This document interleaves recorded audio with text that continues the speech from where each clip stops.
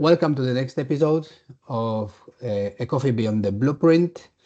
Today, we are here with Dimitris Varamasis, a professional of 30 years of experience within SAP. And I hope that we will get a lot of great information, a lot of great insights. And yeah, just enjoy. Thank you, Piotr, and happy to be here today. Thank you for the invite, first of all, and happy to discuss with you today a topic that is usually not very much discussed, which is getting prepared for ERP implementations, and looking forward to our discussion. So after all the experience you have gathered, after all this time, what would you say, or do you remember maybe of first ever project, and what scars, what lessons were taken or you taken out from this first episode, from this first project? First of all, these 30 years of experience are not only with SAP, most of them are with SAP. I also helped implement other ERP systems like MS Dynamics and some smaller products. I would say that the lessons from all those years are timeless.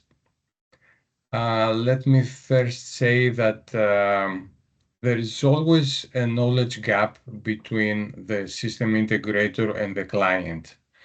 And the reason for that is that the system integrator knows the product very well.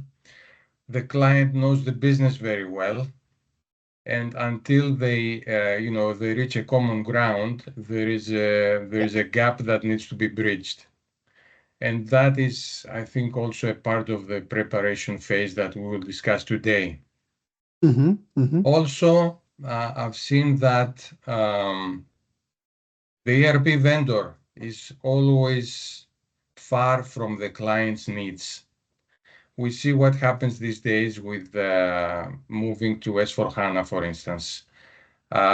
Some clients are forced to move just because the support is going to end at some point in 2 years, which is sort of a hostage situation. If I were to take that decision based only on this fact, I would not upgrade, honestly. So we need to take into account the real needs of the client and not what the vendor is trying to impose. And another very important suggestion is the fact that creating silos between departments is a natural tendency. And this needs to be addressed during any ERP project. The ERP structure needs to break through this tendency. But in order to do that, they need to have both the authority and the accountability for decision making. And lastly, maybe I can add one more thing, is that the growing of the appetite as the discussion progress, and the risk for scope creep. This is a very important aspect of the ERP project, and a good project manager, I think, can manage this so that we don't exceed the scope that has been approved beforehand.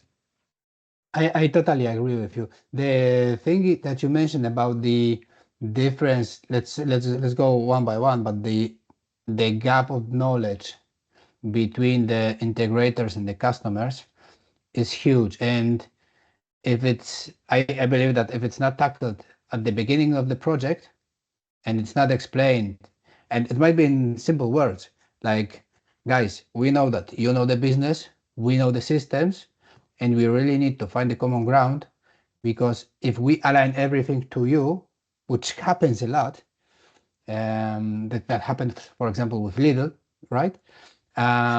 If we align everything to you, it's going to be a disaster.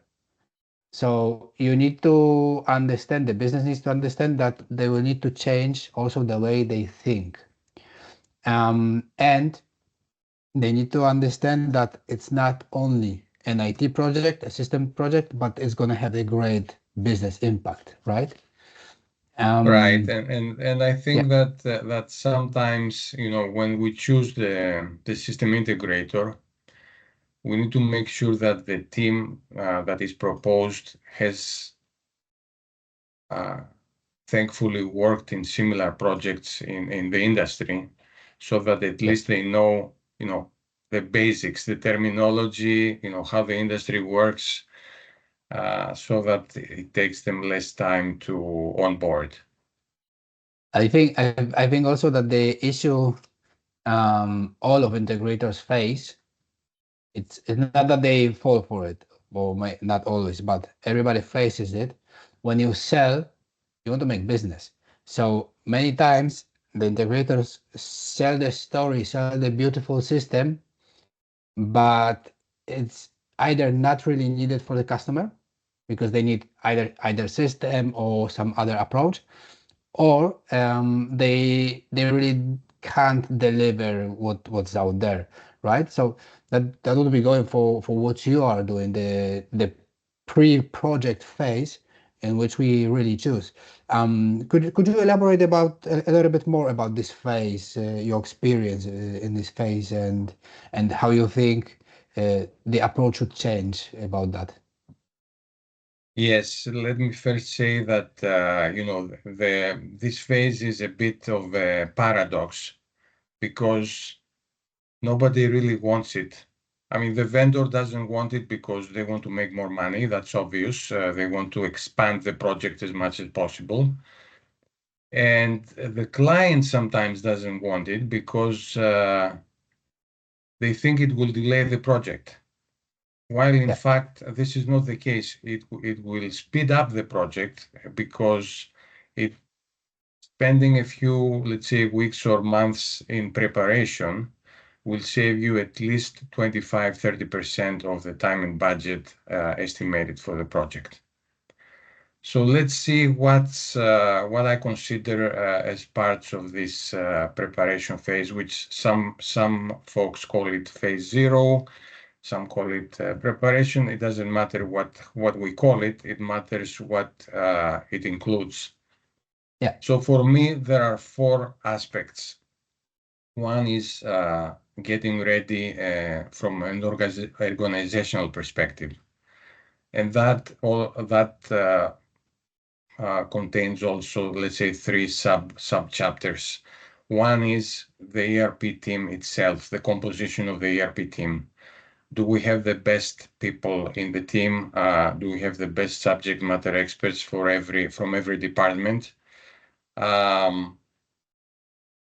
Are they backfilled during the project duration? Because they need to be 100% on the project. There's no doubt about this.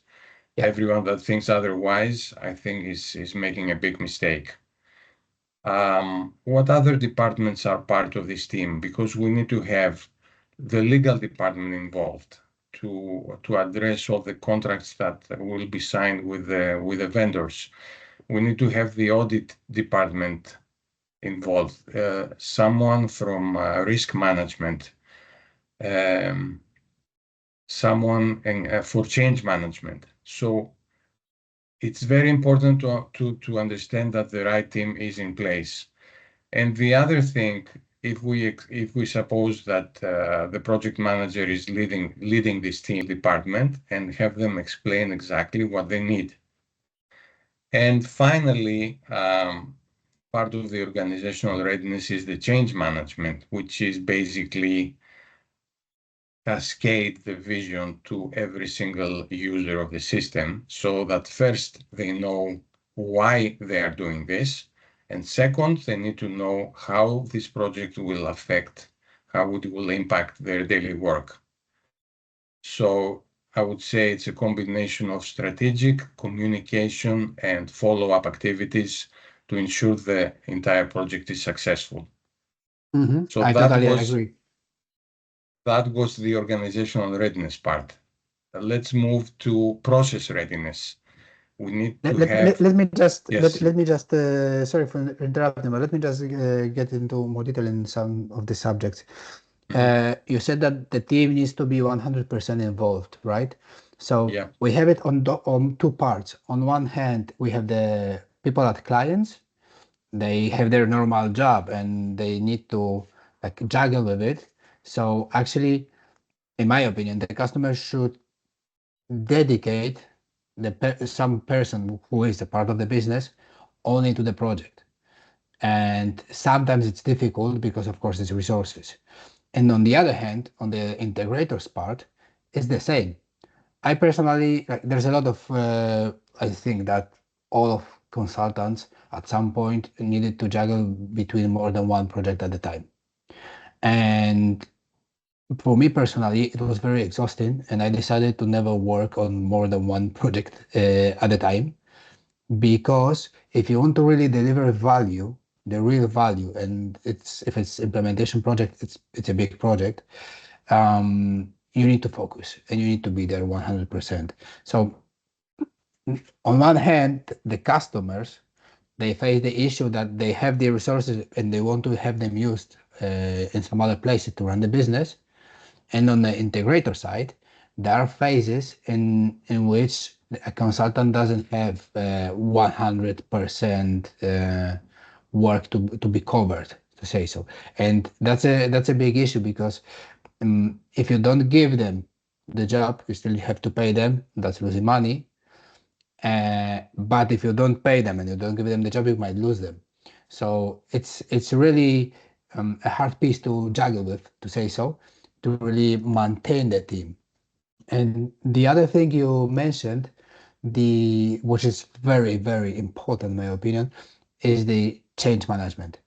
People think that change management comes at the end, and I believe it comes at the beginning. From the very beginning, maybe not during the first meetings, right? Because you need to find the system and decide if you're going to implement anything or not. But just after that, you need to implement. You need to have someone to manage the change management, the vision, as you said, the all the follow up, all the management of the people, and getting them together. Do you agree? absolutely. And change management, I would say, is one of the myths about readiness that we need to break. Yeah. It starts from day one. One of the other myths is perhaps the fact that we are ready when we choose the software and the vendor, which is something that also happens after the preparation phase. Yeah. And the other myth, which I just mentioned, is that it's not an IT project, it's not a finance project, it's a organizational project, and all departments need to be equally involved.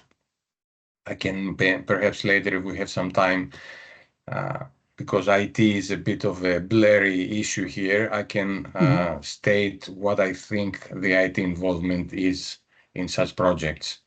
But let's Let's go go. Let's back go. Let's. to Okay. Sure. Sorry. Yeah. let's go back to the readiness part, because we just talked about organizational readiness, and Hmm. now we need to talk about process readiness, Yeah. because this is very important. ERP systems work with processes, and if processes are not well defined, we are going to find ourselves in trouble, extending deadlines and budgets until discussions are complete, which may last forever in some cases. So first thing is know your processes, and not only know your processes, but also be able to translate the processes into, let's say, a visual representation, a graphical workflow. Yeah. Not only on a first level, because, for instance, if we take the example of Procure-to-Pay, which is one of the most known processes in business, you may find, let's say, a box called Create Purchase Order, which is in itself a very generic process. You need to drill down perhaps in that process to understand what's behind it.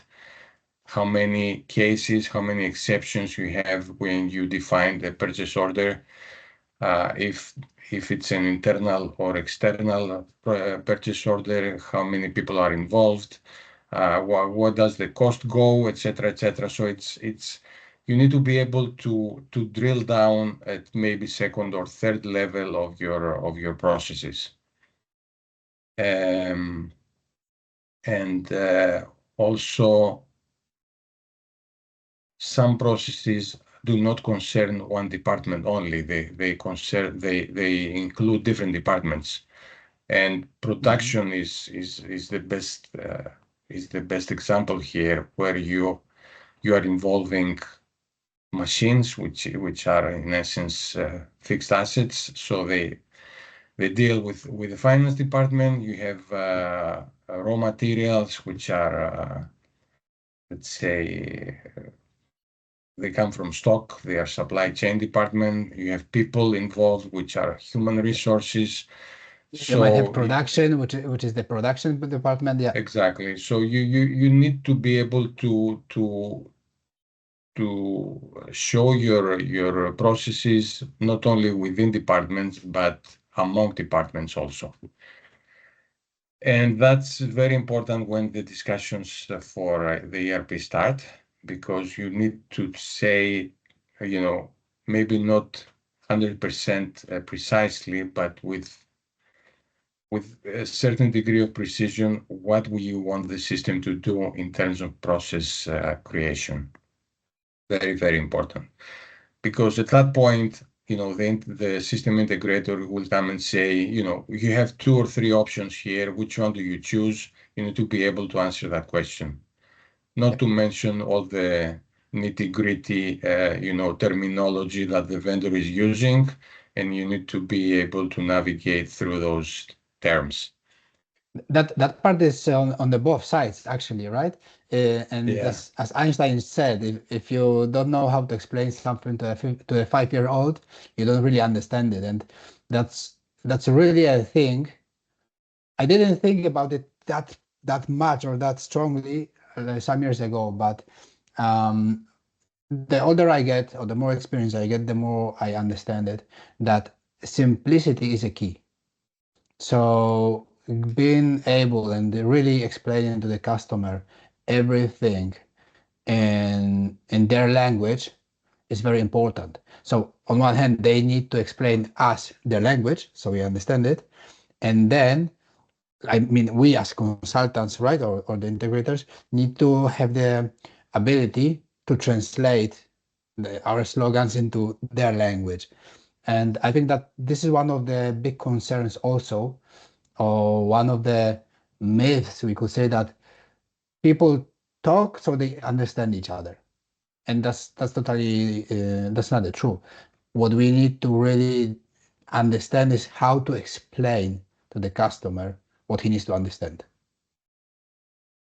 And that's why, I mean, what I would propose in case of such a project is that there may be a phase during preparation, for instance, or after the system integrator is chosen, that they spend some time together to understand, to have a common ground, to understand each other.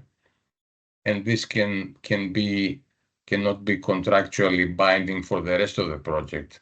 It can Yeah. be a phase in itself, where the two parties come together and get to know each other and see if the chemistry works. It could be that it doesn't work, so we need to find somebody else, or we need to change the team. That can also be the case. Yes, So it's yes, very interesting what you mentioned, because what you are saying, if I understand it well, that it's not even about the knowledge, it's about the people, about the energy, to say so, to see if we fit together and we can work together. And that's also a very important aspect, because people are different and we all want to feel important and listened to. So getting on board the team that you can get along with, it's really important. It's not that you need to agree on everything or that you need to become best friends with the customer. It's still a professional relationship. but being able to talk normally, and if there is any issue, assuring that there's this part of mutual respect, especially because there are different things that happen on the project. I was very lucky and never had really like tough situation in which someone started shouting or insulting anybody.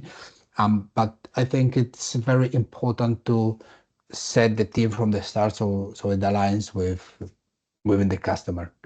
I had cases where I had to ask the system integrator to remove a member of the team because he or she simply didn't, match with the mindset of the client's team. So it can happen, Yeah.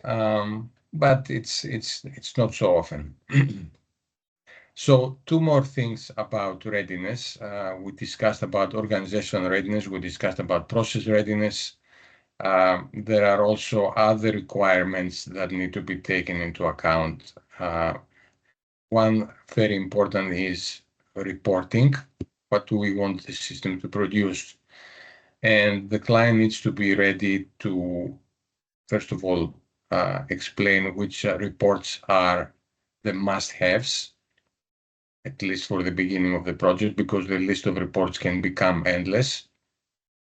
But most importantly, to be able to explain, if a report has columns and rows, how each column and row is produced.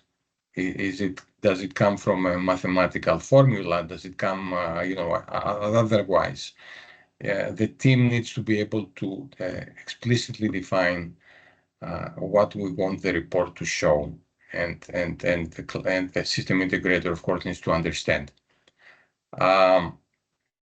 Second, other thing is interfaces with external systems, because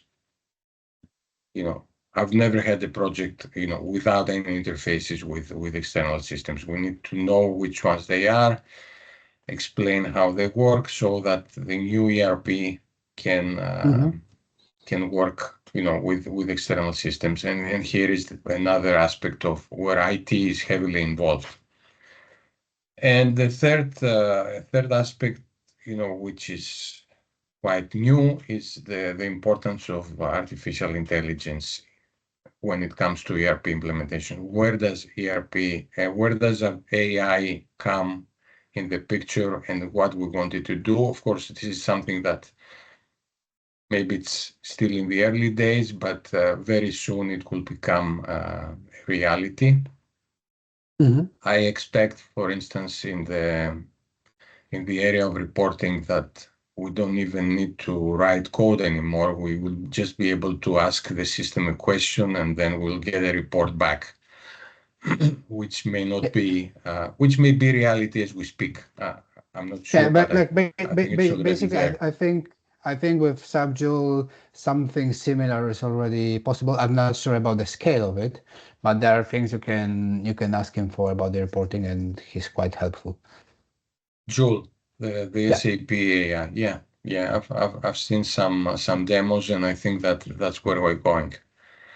And lastly, I wanted to talk about data, which is also a very important part of preparation, because data may lie there for years without anybody having taken a look, without anybody having done any cleansing. And at some point, we need to migrate our data into the new system, and that's where That's when the it unpleasant gets ugly. surprises may start.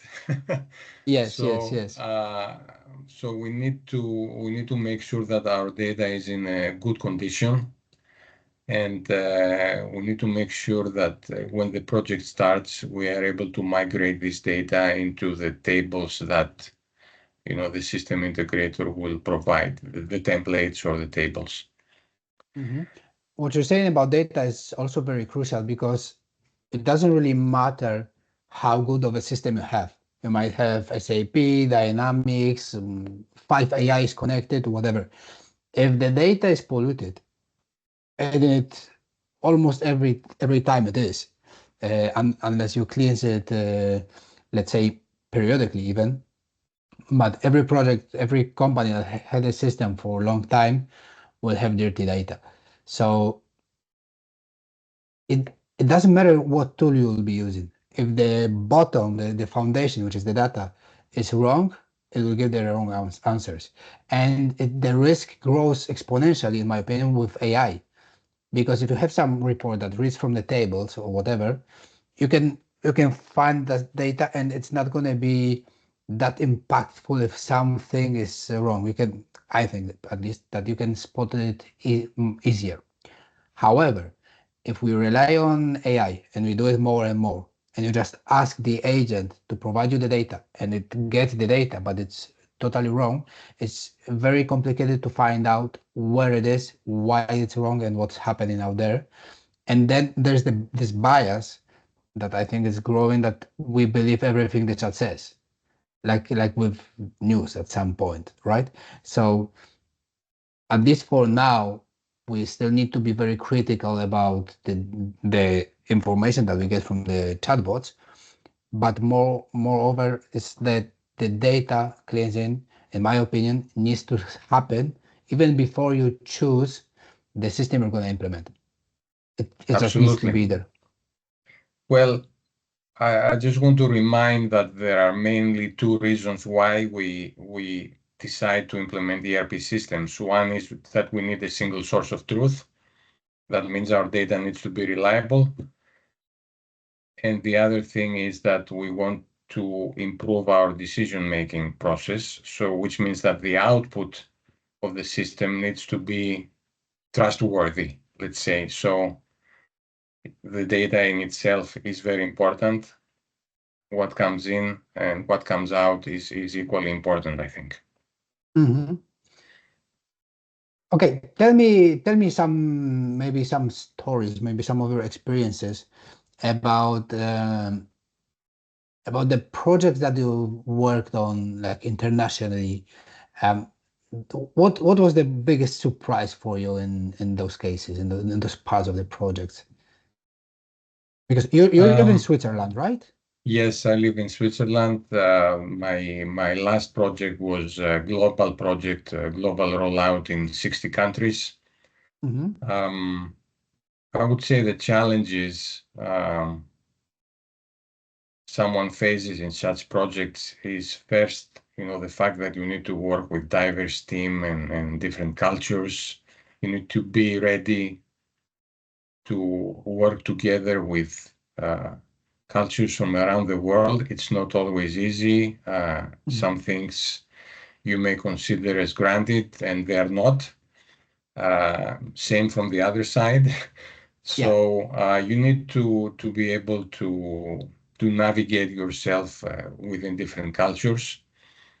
The fact also that most of the meetings are remote, at least for me, it's sometimes not very helpful, and that's why at least once a year I try to bring the teams together face to face and have some let's say team building activities so that we can know each other better.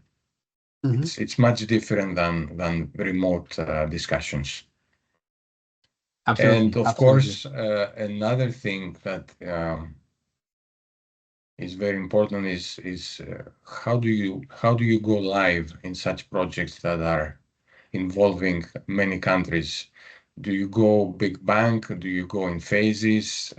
This is something that you cannot decide from the start. Mm-hmm. It grows as the project grows, but at some point you need to take that decision depending on the different levels of readiness of each country. And let's not forget also that each country has its own legislation, its Yeah. own reporting needs, and you need to take those localizations, very seriously before you decide to go live. So you may have different deadlines for different countries, and you need to juggle with all this information. Mm-hmm. And going into the second part of almost the third quarter of Oh no, sorry, we're actually at the end or in the middle of the first quarter of 2025. The time runs too fast for me this year. Yeah. What do you see that is still going wrong during this year and maybe could have been already fixed, not technically, but mostly like mentally or from the approach point of view within the ERP project? Well, I think that we now have more tools than ever before. So in terms of technology, I think we're only getting better. We Mhm. cannot go back. So it's still a matter of people for me. For some reason, we still skip the readiness part like we used to 20 and 30 years ago. Sometimes, as I said, we hide behind IT or finance saying that it's their project. So let them worry about it. Um, Change management comes last instead of coming first. Mhm. And the leadership is not involved in any of those projects, which is, one of the biggest mistakes the organization can do. So also the mistakes are still there while the technology is evolving. And hopefully, we can add through our podcast here, we can add something to those mistakes so that they don't become so often. Yeah. So So we guys, have the to tools, but the culture is not yet fixed. yes, do you see it changing? Because Sorry? I feel do you see it changing? Like when you go through LinkedIn or you talk to people or whatever, you see that on the on the consulting part, we all agree on that, Mhm. right? We all it seems that we really think that is the issues are real and should be addressed, but we see that they're very often not addressed at all. So there's a mindset shift needed. Do you see if it started happening in your opinion, or is it just plain talking for everyone who wants to give his or her opinion and say, yeah, we need to address that, but then we do some other thing on the in the real life. Well, I mean, I don't see it happening. I see it discussed. So Hmm. that's already a first step. People are beginning to believe that phase zero or preparation phase is now a must have in those projects.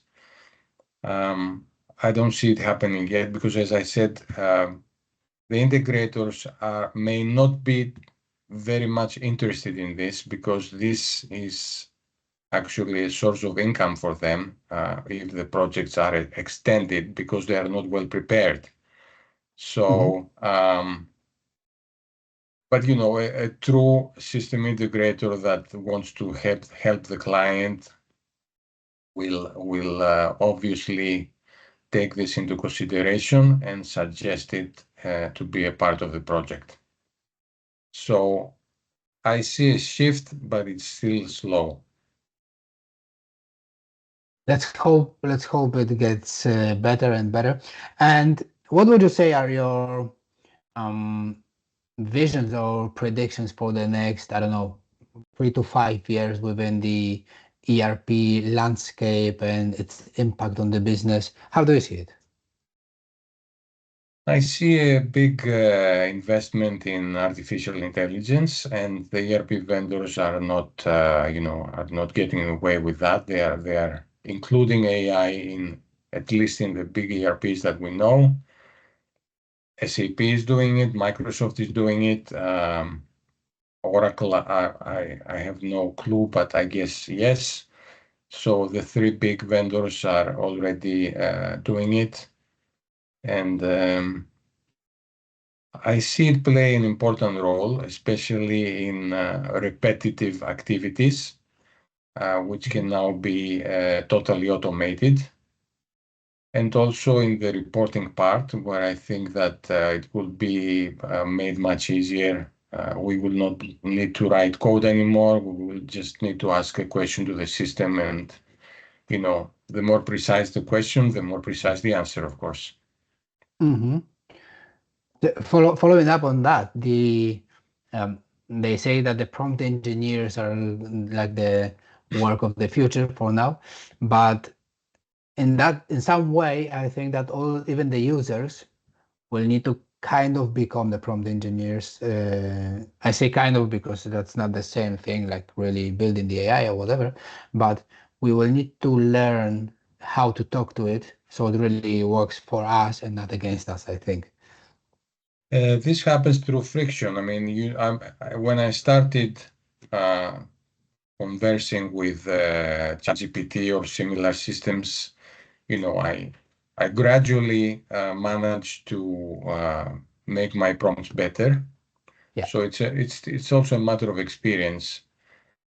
But it's interesting what you said about prompt engineering, because what I've heard recently is that it's being taught in universities. It's an actual class being taught. So it's interesting to see where this goes, and where a good prompt can take us, let's say. Yeah. Okay. I think that for my questions, we are quite wrapped up here. I believe that the ERP world is going to very interesting places, and it's funny. It's a funny thing that as I started the series of podcasts, I think in the first podcast that I was recording, I made a statement. My guest wasn't totally agreeing on that, and he was right that the statement was that SAP seems to be something boring. In general, it is to speak to normal people, they don't understand it. However, now I can see that like I've been in this world for like 15 years, right? So I do find it passionate, but talking about it was never like something very interesting to me. And now it's like we are really discovering some new phases, new things, and I believe that the ERP world, mostly SAP in my case, but also some and all the different systems, are going into great places and are going to continue impacting businesses. Hopefully, it goes the way that people, the end customers and end clients, because that's the goal, I think, get more value from all the business we do, right? Because we provide value to our customers, so they can provide value to their customers, and that's the whole point, in my opinion. Absolutely. If you want my point of view on SAP, compared to what we said about well-defined processes, I think it's a system that fits organizations that have well-defined processes. Mhm. So if you want to call this boring, I'm fine with that. If you see organizations that need to be, a bit more flexible, I wouldn't recommend SAP. I would recommend another system. Maybe Microsoft is better in this case. Mhm. But it depends. It depends. For example, if you're in production, you definitely have well-defined processes. If you are in other businesses, maybe not so much. So it depends on your business and what system is the best fit. Let me finish also by a similar statement, which says that most ERP failures don't happen during implementation, but they happen long before that. And that's why we need to focus a lot on the preparation phase. I think it's crucial that we understand that in our I projects from totally, now on. yeah, I totally agree. Thank you very much for your time, Dimitris. It was a pleasure having you here. Maybe we see each other in the future also, being that on the project, being that in the podcast, or just having a beer. I've never been to Switzerland, so if I visit, I will let you know. And Thank if you you. come to I've if never you been come to to Poland Poland, either. so you're very welcome also. Once again, thank you very much, and see you in this SAP world. Thank you. Thank you so much, Piotr. Bye. Bye.